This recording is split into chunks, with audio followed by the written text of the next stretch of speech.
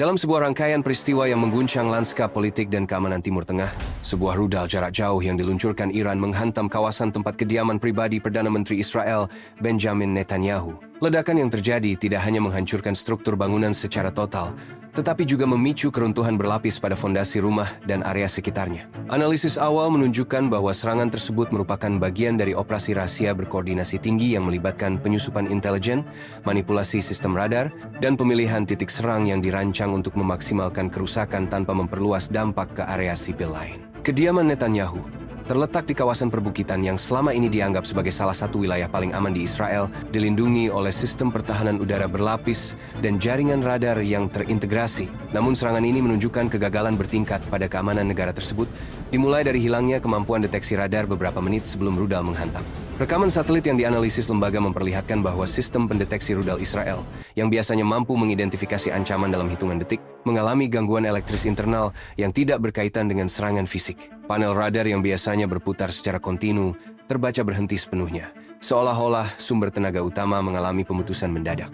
Rudal yang diluncurkan Iran dideskripsikan sebagai varian modifikasi dari rudal balistik jarak menengah yang mampu terbang rendah dalam fase terminal untuk menghindari intersepsi. Jejak panas yang tertangkap pada rekaman inframerah menunjukkan pola manuver rudal yang tidak biasa, termasuk perubahan arah pada ketinggian rendah, yang umumnya hanya mungkin dilakukan melalui sistem pemandu canggih. Kemampuan ini menunjukkan bahwa rudal tersebut telah melalui peningkatan stabilitas yang membuatnya tidak mudah dideteksi oleh sensor inframerah dan radar gelombang pendek. Ketika rudal menghantam kediaman Netanyahu, gelombang tekanan yang dihasilkan menciptakan kerusakan struktural masif, bahkan sebelum kepala ledak meledak. Gelombang kejut pertama menyebabkan retakan besar pada struktur beton arma yang menopang bangunan. Bagian depan rumah terbelah secara vertikal, memperlihatkan internal bangunan yang sebelumnya tertutup. Gelombang kedua, yang berasal dari detonasi utama, memicu kehancuran total. Dinding dalam terlepas dari balok pengikatnya, dan atap bangunan runtuh, menimpa ruang bawah tanah yang selama ini menjadi tempat penyimpanan dokumen rahasia dan ruang pertemuan pribadi.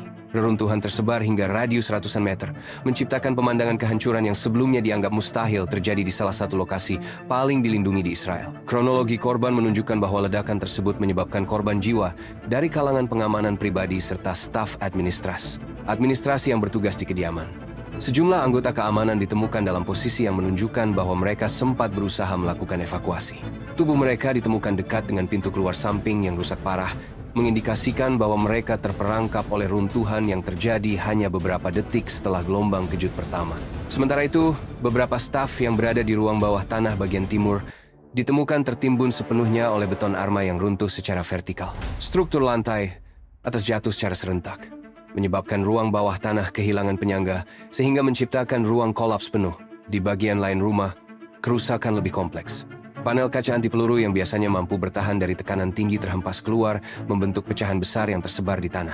Potongan-potongan kaca yang cukup besar menunjukkan bahwa tekanan datang dari arah lateral setelah gelombang utama menghantam bagian tengah rumah. Fenomena ini menunjukkan bahwa rudal meledak sedikit masuk ke dalam struktur sebelum terjadi detonasi penuh, menyebabkan tekanan terfokus yang menembus bagian dalam sebelum merambat keluar. Analisis kerusakan di area pekarangan memperlihatkan bahwa sistem keamanan luar rumah juga mengalami kegagalan.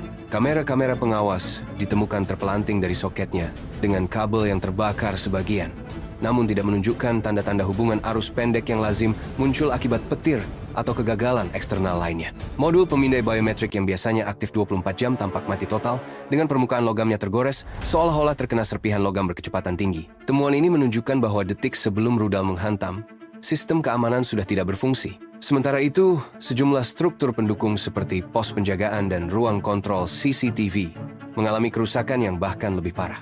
Gedung kecil yang menampung ruang kontrol ditemukan hanya sebagai rangka logam tanpa dinding. Seluruh panel kontrol terbakar dan meleleh, menandakan suhu ekstrem yang dipicu oleh ledakan besar. Perangkat komunikasi radio yang biasanya mampu bertahan dalam kondisi ekstrem ditemukan dalam keadaan hangus dan tidak dapat dibedakan komponen internalnya. Hal ini memperkuat dugaan bahwa struktur ini menerima dampak langsung dari gelombang api yang keluar setelah detonasi utama. Di tengah kehancuran, satu bagian dari struktur rumah menunjukkan kerusakan yang berbeda dari bagian lain.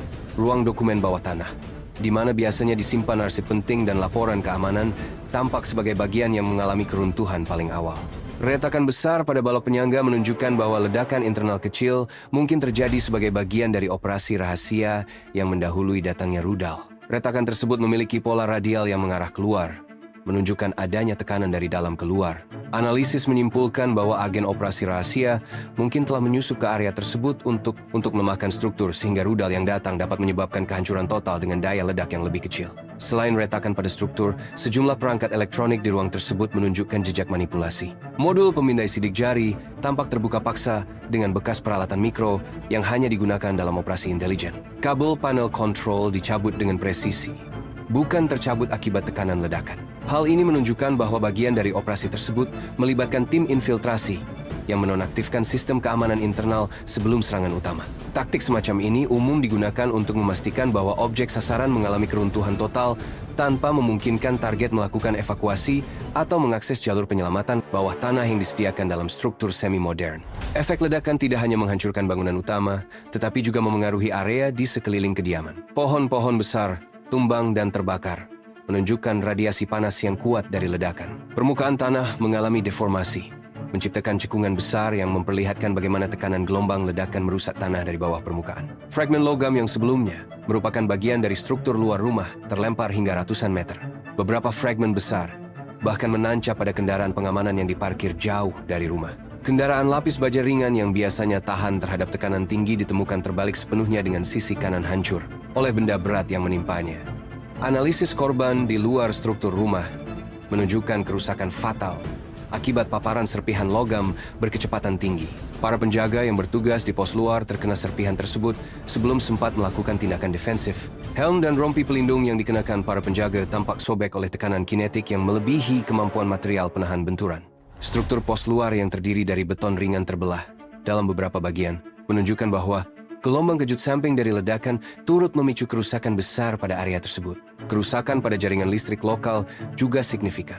Transformator listrik yang memasok energi ke kediaman tampak meleleh dengan kumparan internal yang terlepas, menandakan bahwa ledakan memicu kelebihan arus besar dalam waktu singkat. Kabel-kabel listrik di bawah tanah mencair dan menciptakan zona berbahaya yang penuh kejutan listrik sebelum pemutus otomatis akhirnya memutus suplai. Ini menunjukkan bahwa sistem listrik rumah tidak dipersiapkan untuk menahan efek gelombang elektromagnetik yang kemungkinan menjadi bagian dari serangan rudal. Sejalan dengan itu, beberapa struktur satelit yang terhubung ke jaringan pertahanan nasional juga menunjukkan kerusakan akibat serangan. Menara komunikasi yang berada tidak jauh dari kediaman Netanyahu mengalami kerusakan berat pada bagian antena dengan beberapa elemen antena terlepas dan terhempas ke arah jalan di bawahnya. Panel kendali di dasar menara terbakar parah dan sejumlah modul transmisi ditemukan dalam keadaan meleleh. Kerusakan ini menunjukkan bahwa dampak serangan tidak hanya menghancurkan rumah utama, tetapi juga merusak kemampuan komunikasi lokal dalam radius yang cukup luas. Keruntuhan tersebut memicu kepanikan di lingkungan sekitar, di mana sejumlah rumah warga mengalami kerusakan ringan hingga sedang akibat gelombang kejut. Jendela-jendela rumah pecah serempak dan beberapa dinding luar mengalami retakan. Namun karena serangan diarahkan secara presisi terhadap kediaman Netanyahu, tidak ada korban sipil dalam skala besar. Gelombang panas dari ledakan tidak meluas secara signifikan, karena struktur bangunan kediaman memblokir sebagian besar tekanan dan energi gelombang ledakan. Sementara itu, analisis dampak jangka panjang menunjukkan bahwa serangan rudal ini memberikan implikasi politik dan militer yang besar. Keruntuhan total rumah pribadi seorang Perdana Menteri dianggap simbol kegagalan pertahanan negara. Situasi ini memaksa Israel melakukan peninjauan ulang terhadap seluruh sistem pertahanan udara mereka, termasuk ketergantungan pada radar gelombang panjang yang terbukti rentan terhadap sabotase elektronik. Dalam evaluasi mendalam, ditemukan bahwa beberapa sensor pendukung di sekitar kediaman ternyata telah dimanipulasi sebelumnya. Jejak digital mengindikasikan adanya infiltrasi sistem komputer yang mengendalikan aliran data dari sensor tersebut. Data palsu dimasukkan ke dalam sistem selama beberapa jam sebelum serangan untuk memastikan tidak ada alarm yang aktif. Teknik ini memanfaatkan celah pada perangkat lunak lama yang tidak pernah diperbarui karena pertimbangan keamanan internal. Ini berarti operasi rahasia yang mendukung serangan rudal tersebut melibatkan setidaknya 2 tahap, infiltrasi digital dan penyusupan fisik. Tahap pertama melibatkan manipulasi sistem radar. Agen operasi rahasia menggunakan perangkat lunak khusus untuk menciptakan anomali data, sehingga radar tidak dapat mengidentifikasi objek sebelum rudal mendekati target. Data yang masuk ke pusat komando menunjukkan bahwa area tersebut dalam keadaan normal meskipun sebenarnya sistem telah tidak berfungsi. Pada saat serangan dimulai, radar tidak menampilkan sinyal apapun, seolah-olah tidak ada ancaman yang mendekat. Tahap kedua mencakup penyusupan fisik yang bertujuan melemahkan struktur rumah. Tim kecil yang terlatih secara khusus menyusup ke ruang dokumen bawah tanah dan menempatkan perangkat yang dirancang untuk mengurangi integritas struktural bangunan.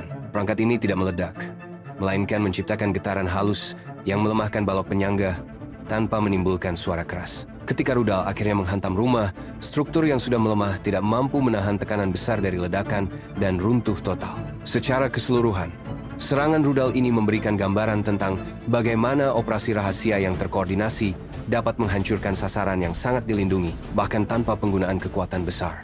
Dengan perencanaan teliti, infiltrasi teknologi, serta manipulasi struktur fisik, sebuah rudal tunggal dapat menghasilkan kerusakan total pada bangunan yang dirancang untuk menahan ancaman besar. Disclaimer, narasi ini merupakan karya fiksi yang dirancang sebagai sarana pembelajaran, analisis, dan refleksi mengenai dinamika geopolitik. Seluruh karakter, lokasi, dan kejadian yang digambarkan adalah hasil kreasi imajinatif, bukan representasi langsung dari peristiwa atau pihak tertentu. Tidak ada maksud untuk memicu kebencian atau prasangka terhadap individu, negara, agama, atau kelompok manapun. Semoga kisah ini menjadi pengingat bahwa perdamaian adalah warisan paling berharga dan bahwa suara manusia yang mendambakan damai selalu lebih kuat daripada deru mesin perang.